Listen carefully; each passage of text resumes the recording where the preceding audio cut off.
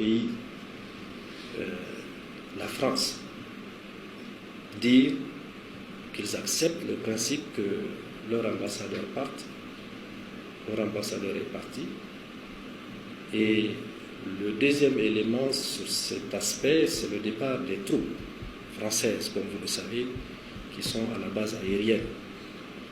Et aujourd'hui, ce que dit ce spécialiste en charge de la sécurité, que tout le monde a vu, que d'accord, mais nous allons nous organiser à déstabiliser le Niger. Il l'a dit clairement, tout le monde a vu. Et ils ont commencé, malheureusement, avec la complicité de certains de nos compatriotes, que tout le monde connaît. Le ministre d'État, ministre de l'Intérieur, de la Sécurité publique et de l'administration du territoire a également apporté quelques précisions. La France était ici depuis les années 2010. Donc quand elle est arrivée, elle a commencé par envoyer des avions ici. C'est juste une base. Quelques avions pour, disait-il à l'époque, soutenir les Maliens qui étaient en difficulté. Donc en ce temps, l'autorisation leur avait été donnée de s'installer à la base aérienne avec quelques avions. Ils étaient à peine une centaine sur le chemin de leur repli. Ils avaient émis le désir de rester au Niger. En ce temps aussi, ils ont été compris. L'autorisation leur avait été donnée à l'époque par le gouvernement en place de s'installer au Niger. Alors là, ils sont arrivés en grand nombre. Initialement, un nombre de 1500 avait été annoncé. Mais aujourd'hui, ils sont plus de 3000, voire 3500. Vous êtes militaires, nous sommes militaires. Nous savons pertinemment que si vous gardez des troupes encore ici au Niger, c'est toujours dans cet esprit belliqueux pour avoir ces velléités. Alors donc, vos troupes quittent en premier. Et quand ils vont quitter en premier, on leur a donné un chemin.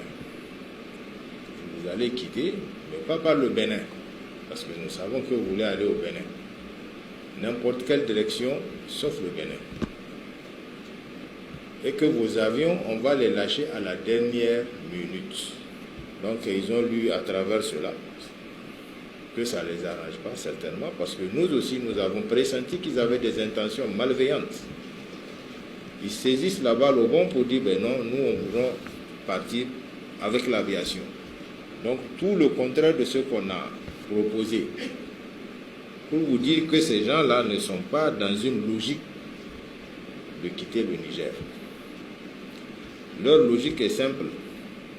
Ils veulent profiter pour déstabiliser le pays. Faire en sorte que les Nigériens s'entre-déchirent entre eux. En créant la chienlit, en créant la zizanie, en créant l'émoi. Au courant de ces 2 dernières semaines, nous avons connu une attaque au niveau de Kandaji. L'objectif affiché à ce niveau, c'était de détruire cet ouvrage et tout ce qui va avec, pour faire en sorte que ceux qui sont en train de construire ce barrage-là décident d'arrêter et de ramener le programme nigérien à zéro. Nous avons connu des pertes, des vaillants soldats qui sont tombés et qui ont empêché justement à ces assaillants-là d'atteindre leurs objectifs. Beaucoup aussi parmi vous se disent, mais pourquoi nous avons des avions, pourquoi nous avons des drones et que nous avons encore ces problèmes? C'est simple. Les avions et les drones sont opérables en fonction de la météo. Les bandits, ces derniers temps, ils ont été équipés. C'est des gens qui ont eu des motos neuves, de l'armement neuf, que nos partenaires français, ou disons nos ennemis français, ont pu leur acquérir. Il s'agit d'une guerre. Se mobiliser pour faire partir les troupes françaises est la seule alternative, a insisté le Premier ministre. Si les troupes françaises quittent le Niger, cet espace en 6 mois sera délivré des djihadistes, a renchéri le ministre d'État, ministre de l'Intérieur. Il s'agit donc désormais de redoubler d'efforts, de vigilance, de résilience pour affronter ces situations avec succès. Une situation bien comprise par les différents acteurs présents qui ont réaffirmé leur engagement